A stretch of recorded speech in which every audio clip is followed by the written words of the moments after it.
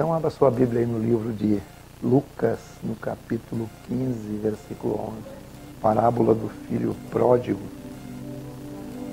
Mas na verdade isso aqui não é bem a parábola do filho pródigo, sim a parábola dos dois filhos, né?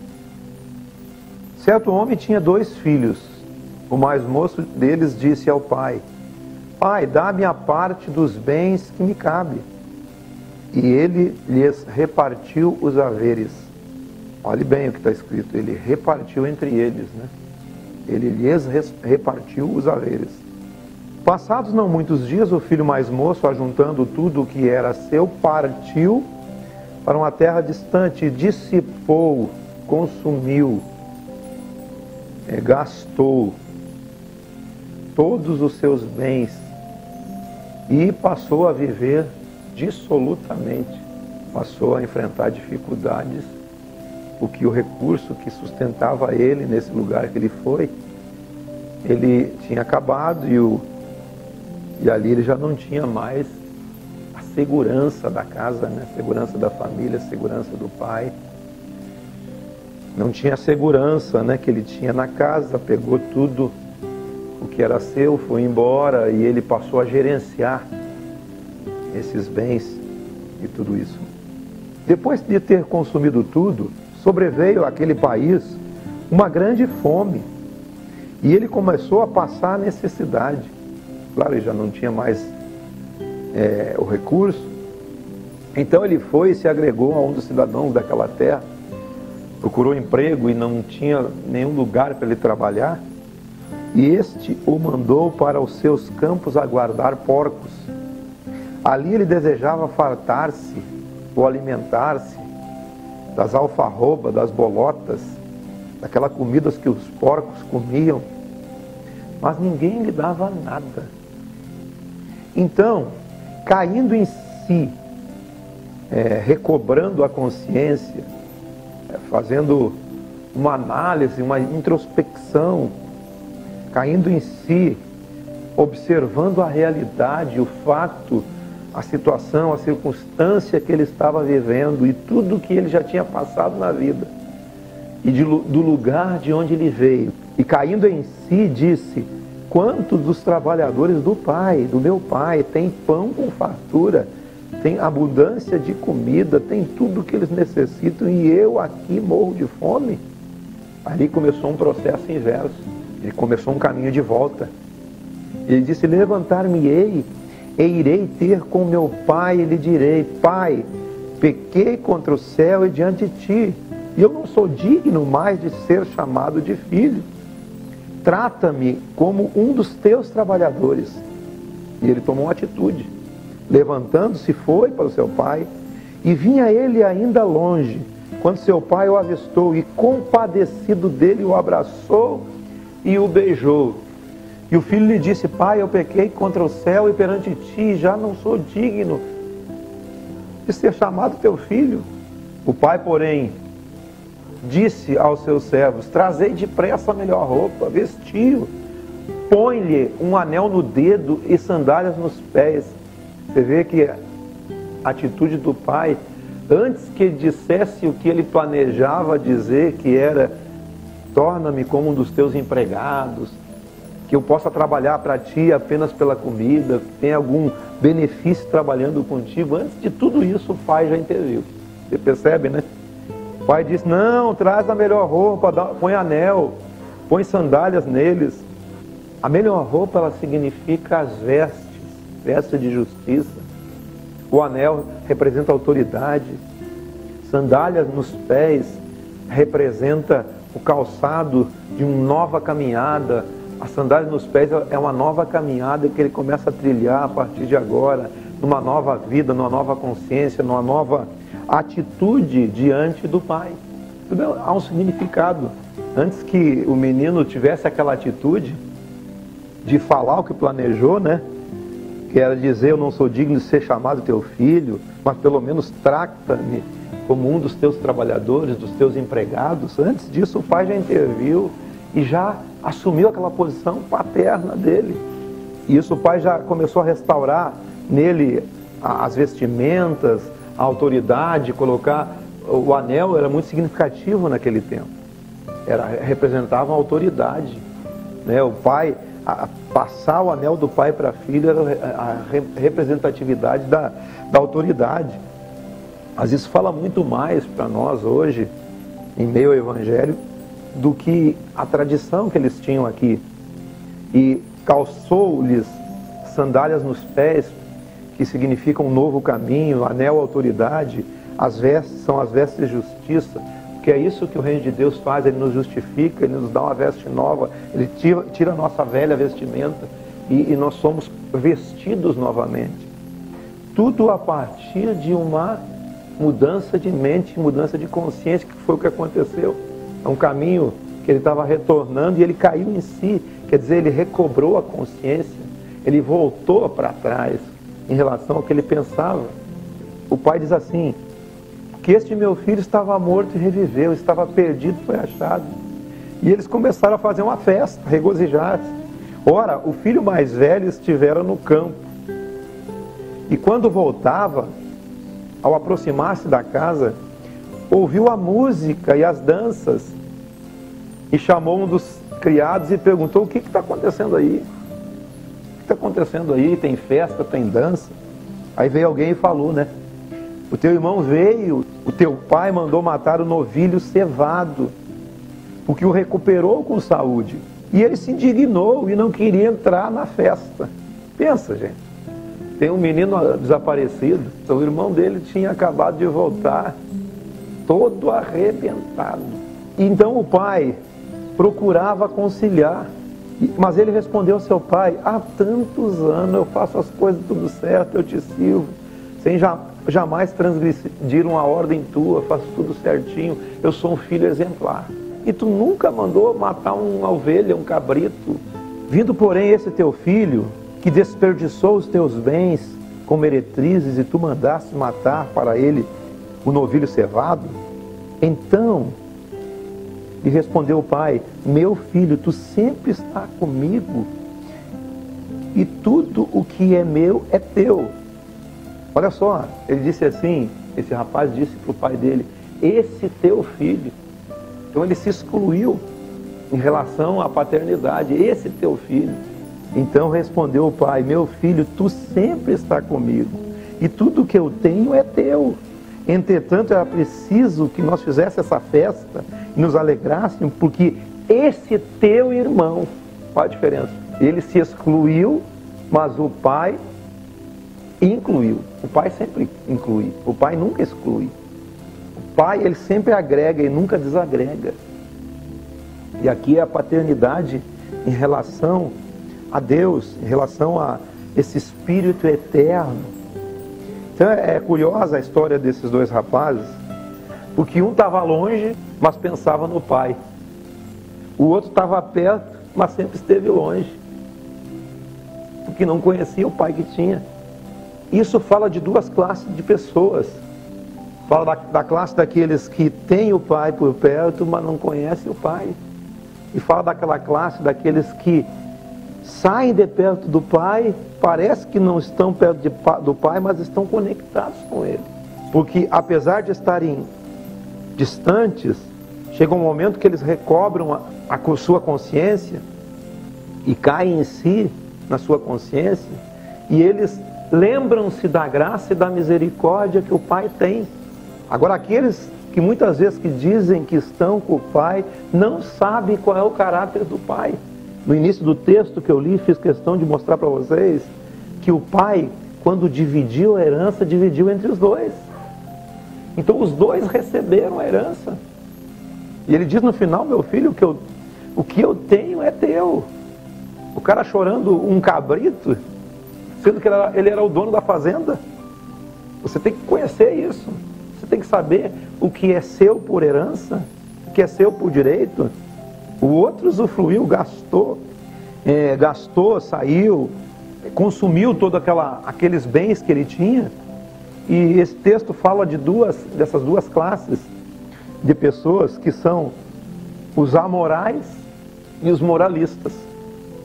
Os amorais são aqueles que, o próprio título dessa palavra diz que Eles experimentam tudo que a imoralidade pode lhes oferecer, em todos os sentidos.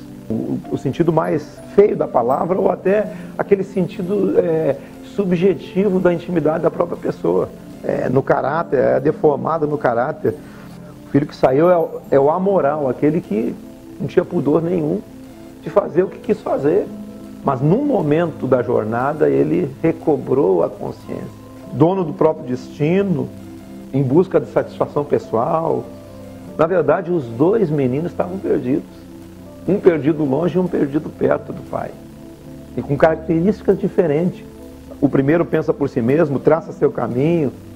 Mas o interessante, que é uma qualidade, ou perdão, é um defeito que tem nos dois, é o distanciamento do pai. O primeiro pela própria distância, mas o segundo estando perto, mas no mesmo sentido de estar longe. E é um problema você estar longe dessa referência paterna. Quando você recobra a consciência em relação à paternidade, e a paternidade que eu estou falando não é de um pai físico, biológico, que todos nós temos, mas é a paternidade no sentido em relação ao reino de Deus, em relação ao Evangelho, em relação a esse ser eterno que é Deus. Em algum momento da nossa caminhada, nós temos que cair em si e ver que nós precisamos nos aproximar dessa referência.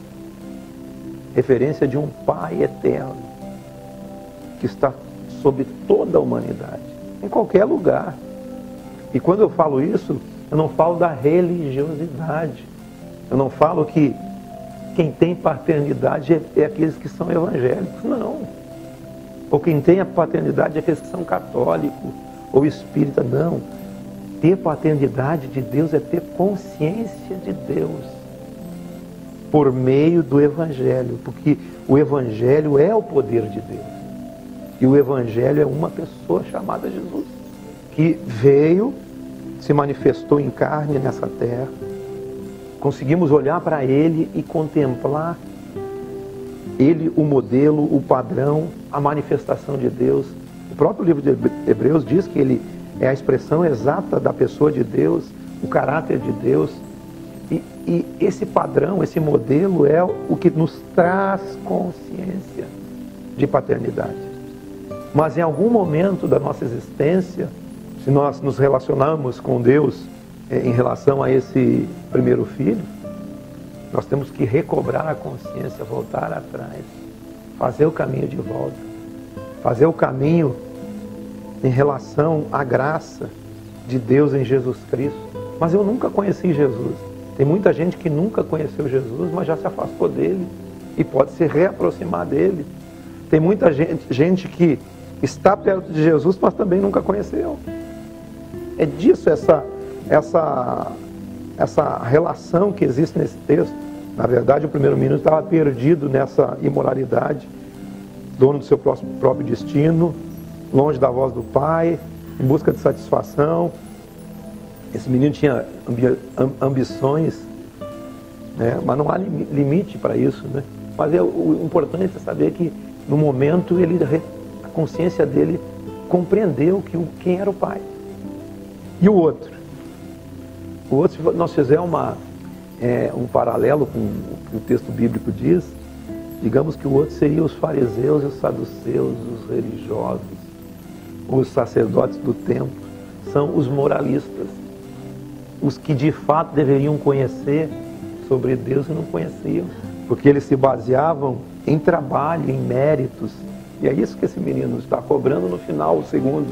Eu tenho trabalhado para ti, não tenho transgredido nenhuma lei, tenho feito as coisas certinhas, sou considerado um filho completamente perfeito diante de ti, e tu nunca fizeste uma festa. Na verdade, ele nunca conheceu o Pai. Se ele conhecesse o Pai, ele ia usufruir do que o Pai tinha, que é a sua graça, seu amor, sua misericórdia, seu perdão. O moralista, que é o irmão mais velho, são aqueles que estão também perdidos dentro da casa. Quantos filhos perdidos literalmente hoje tem dentro das casas, né? E quantos filhos que abandonaram as casas? Estou falando no sentido literal, mas aqui é no sentido figurado, né? Quantos se dizem que têm o Evangelho, mas na verdade nunca conheceram o Evangelho? Quantos se diz que fazem tudo certo em relação ao Evangelho, mas nunca abriram a sua mente para o Evangelho? Nunca abriram a sua mente para a paternidade de Deus, para aquilo que o Evangelho tem de melhor, que é a mudança de interior, a mudança de consciência.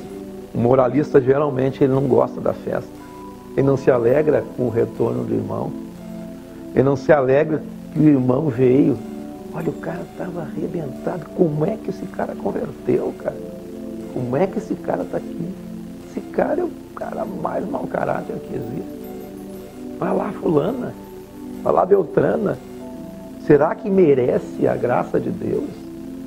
Os moralistas. Por isso que eles dizem, né? Esse teu irmão, eles se excluem. Eles não querem se misturar, mas não conhecem o Pai, que é um sobre todos, e o Espírito do Pai é o mesmo. Jesus certa vez disse assim: você precisa conhecer a que Espírito você pertence. E qual é o Espírito que nós pertencemos? É o Espírito do Evangelho. Se o Espírito do Evangelho estiver em nós, amém. Nós vamos fazer o que o Evangelho pede que a gente faça. Independente de estar sentado aqui, no banco aqui dessa congregação, ou numa outra igreja, ou em qualquer lugar, ou não estar sentado em lugar nenhum, mas se estiver fazendo o Evangelho, já é de Deus. Se você fizer o que o Evangelho diz, você não precisa nem confessar o nome de Jesus, porque você já está confessando. Com as tuas obras, com o teu procedimento, com o teu oferecimento de misericórdia, com o oferecimento e busca de perdão. Se nós fizermos isso, nós estamos nesse Espírito. Os caras não foram para preparar o caminho, os caras olharam para eles e disseram: esses caras vão para Jerusalém. 2 caras, que eram discípulos de Jesus. Esses caras estão indo para Jerusalém. E não deram abrigo para eles, porque eles eram samaritanos, os samaritanos tinham uma rixa. Quando eles olharam para cá, esses caras estão indo para Jerusalém, esses caras são judeus. E não deram pouso, eles voltaram para Jesus e disseram aos caras: não deram pouso para nós, não quiseram preparar nada. Vamos mandar vir fogo do céu e consumir eles. O Tiago e João, né? Os Boanerges, filhos do trovão. Vamos mandar vir fogo do céu, Senhor. Porque eles iam falar e ia vir fogo e ia consumir mesmo. Aí Jesus olhou para eles: cara, vocês não sabem a que espírito vocês pertencem? Eu estou indo para Jerusalém para morrer por eles e por vocês. Você tem que compreender o espírito do Evangelho, que é diferente de uma religião, de uma igreja, ou de um credo, sei lá o que. Você pode inventar na sua mente o que você quiser. O espírito do Evangelho é um espírito dentro de você, é um espírito que está sendo soprado no mundo inteiro. Como Jesus disse a Nicodemos: o vento sopra onde quer, ouves a sua voz, não sabe nem de onde vem, nem para onde vai. Quem pode saber e determinar de onde veio o vento e para onde ele está indo? Hoje tem o vento sul, amanhã tem o vento norte. Mas você sabe quando ele vai? Assim é o nascido de Deus. O nascido de Deus é aquele que ouve essa voz. Não é no seu ouvido, é aqui dentro, é uma convicção interior. O nascido de Deus é que ouve essa voz e entende que é o caminho a ser seguido. Não é uma igreja, é um caminho a ser seguido. E você segue. Se conhece a voz, sabe que é Deus. Você ouviu, né? Mateus 6,6. Quando a voz fala, gente, quando a voz de Deus fala dentro de você, é convicção. Deus, ele não te dá direções que você tem que tomar. Ele não te dá direções no seu espírito que você tem que tomar. Todas as decisões da nossa existência, eu disse todas, e não tenho medo de errar no que estou falando. Todas as nossas decisões da existência, desde o dia que nasce, embora ao nascer não decida muita coisa, né? Deus fala por convicção. É algo que entrou em você e fez parte de você. Você vai agir convicto. E Deus fala com qualquer pessoa. Com aqueles que se dizem crentes, ou evangélicos, ou católicos, ou isso, ou aquilo, como eu já disse antes. Deus fala com qualquer pessoa. É lá, dentro da sua mente. É o que aconteceu com o menino. Ele recobrou a consciência. Ele teve a consciência do pai. Ele começou a entender que o pai tinha perdão e misericórdia para oferecer para ele, se ele voltasse lá. Ele sabia do amor dele. E assim, Todas as suas decisões vão ser tomadas por você, mas com convicções baseadas no Evangelho, baseadas na eternidade, que Deus já plantou também em nós. O segundo filho, ele carece totalmente de liberdade, ele não age na liberdade, ele está aprisionado dentro da casa. É o que acontece na maioria das religiões. A pessoa é aprisionada. Eu não vou falar de igreja, vou falar de religiões. A maioria dos filhos são aprisionados dentro da casa. Tinha tudo, mas não tinha nada. Tinha o pai por perto, mas nunca o conheceu. E assim, esse rapaz tinha crises, complexos, infelicidade, crise psicológica e assim por diante. E o grande problema era a falta de relação com o pai. O primeiro estava longe do pai, mas lembrava dele. O segundo estava perto, mas sempre esteve longe. O primeiro chama o pai de pai, pensa nele, pensa na sua misericórdia. O mais velho não acha que o pai é o pai. Esse teu filho se exclui do negócio. Como eles podem serem restaurados? Primeiro você viu o processo de retorno do menino, a consciência foi renovada. O Evangelho, ele veio para renovar a nossa mente, a nossa consciência. Paulo diz que aquele que está em Cristo é nova criatura. As coisas velhas já se passaram, tudo se fez novo. Aquele que está em Cristo é uma nova pessoa. E eu vou dizer para vocês, estar em Cristo não é estar na igreja. Pelo amor de Deus, aprenda. Estar em Cristo é ter o Evangelho em si. É ser alguém do Evangelho. É ser manifestação de Deus nessa terra. Porque assim como Jesus se manifestou, eu também me manifesto. Nessa terra, a imagem e semelhança de Jesus. No seu interior, absorvendo o ensino de Jesus dentro de mim. Mas o que é uma absorção? É saber, não é saber. Porque eu garanto que quase todos aqui conhecem quem foi Jesus e sabem o que ele fez, mas é você ser homogêneo, é uma mistura homogênea. Você tem que ser homogêneo com o Evangelho e com Cristo. Não é saber. Saber é só fazer um curso de teologia e o cara vai ficar de boa, sabendo tudo, mas não entendendo nada, porque aquilo não é uma realidade. Por isso que Jesus, certa vez, ele disse: as palavras que eu vos tenho falado são espírito e vida. Espírito e vida é a palavra que produz resultado em você. E é isso que o Evangelho se propõe. Então, recobrar a consciência é o que pode restaurar aquele que está longe. Volta, arrepende, chegou no Pai, o Pai já toma a ação de justificá-lo, de restaurar a autoridade, de traçar um novo caminho para ele. Isso que significa sandálias nos pés, é um novo caminho para você caminhar agora. Agora é o caminho do Evangelho. Calçados os pés no Evangelho da paz. Isso mesmo. É o que diz lá, né, a armadura do cristão, né? É um novo caminho. Justificado não com seus méritos, mas pela vestimenta que ele põe, veste de justiça. Jesus para nós é justo e justificador. Ele nos justifica pela sua graça, sua misericórdia. A graça é favor. Eu não mereço nada, nenhum de nós é merecedor de nada. E o outro? Como é que se salva? O primeiro se salva porque entendeu o significado do mundo, o significado dele, o significado da graça e do Pai. Agora o segundo. O segundo, ele começa quando ele deixa de excluir e passa a incluir. O processo dele sempre começou quando ele viu o seu irmão restaurado. É aí que começa o processo de restauração. Quando você vê que o Evangelho funcionou na vida do teu irmão, e você começa agora a olhar para si, e não se excluir, é esse teu filho, não, é esse meu irmão.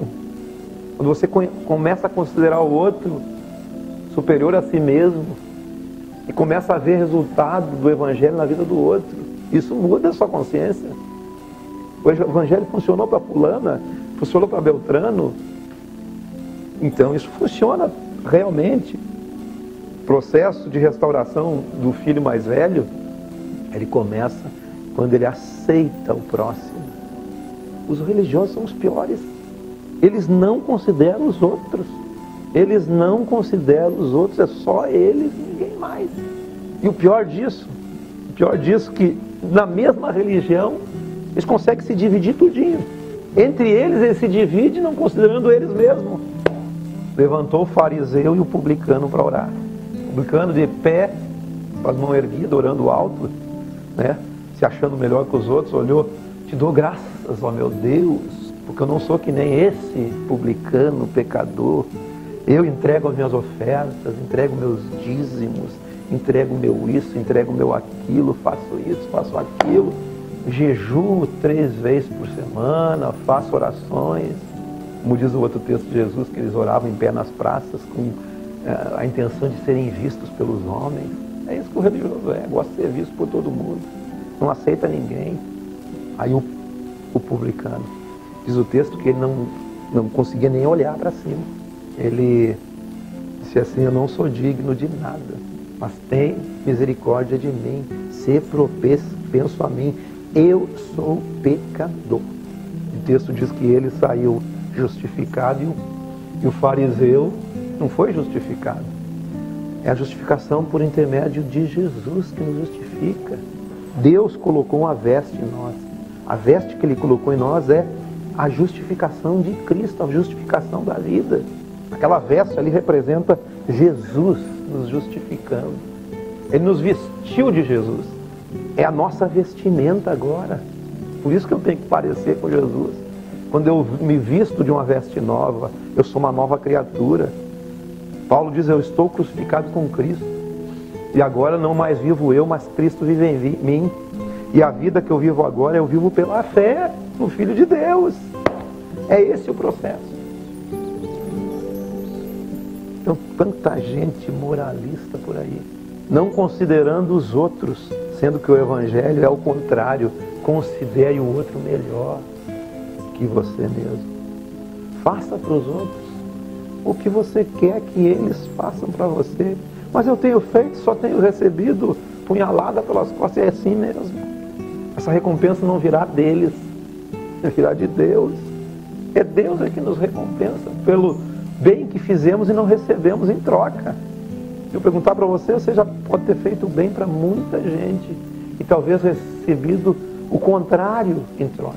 O Evangelho nos diz: não canse de fazer o bem. Nós não podemos cansar de fazer o bem e fazer o bem sem olhar a quem. Esse é o processo do Evangelho, não tem outro.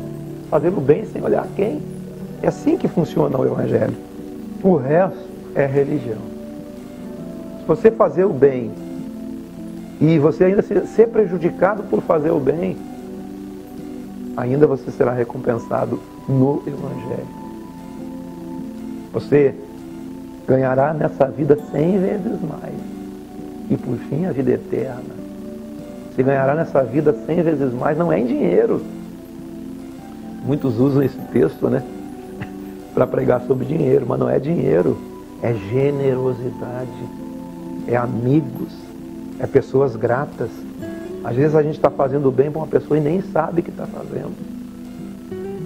Eu tenho tido uma experiência com esses ao vivo, com pessoas que eu nem conheço. E tem sido experiências maravilhosas, pessoas têm falado algumas coisas que têm me impactado, porque, poxa, mas eu não tenho pretensão de nada. Não tenho pretensão de nada, de fazer nada, de ser nada. Que ninguém tem pretensão de ser nada. Nós queremos que uma mensagem do Evangelho chegue a alguém e esse alguém seja beneficiário disso.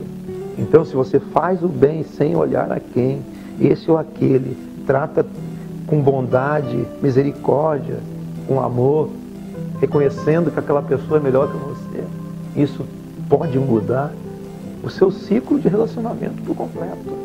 É claro que nós sabemos que tem muita gente que é intragável para nós. É claro que nós temos que ser tratados nesse sentido também. Tem pessoas que a gente olha assim: pelo amor de Deus, já vem ele, já vem ela. É verdade, não é? Tem pessoas que a gente olha assim, não topa com as pessoas. Mas nós temos que agir de acordo com o Evangelho, com a mudança de mente e consciência. O Evangelho muda a mente, consciência, muda o coração. Então a salvação do filho mais velho, ela vem pelo conhecer o Pai, quem é realmente o Pai. Eu posso dizer que durante muito tempo eu fui um filho mais velho na igreja, nesse meio que eu vivi. Mas hoje eu estou vendo que eu não sou nenhum nem outro. Eu sou alguém que está conhecendo Jesus. Estou tendo experiência com tudo que eu estou vivendo e ensinando. E à medida que isso vai sendo absorvido por mim, eu vou sendo transformado nessa imagem, na imagem do Evangelho. E é isso que o Evangelho está nos chamando, para sermos a sua imagem, semelhança, a imagem e semelhança de Cristo. Amém, meus queridos?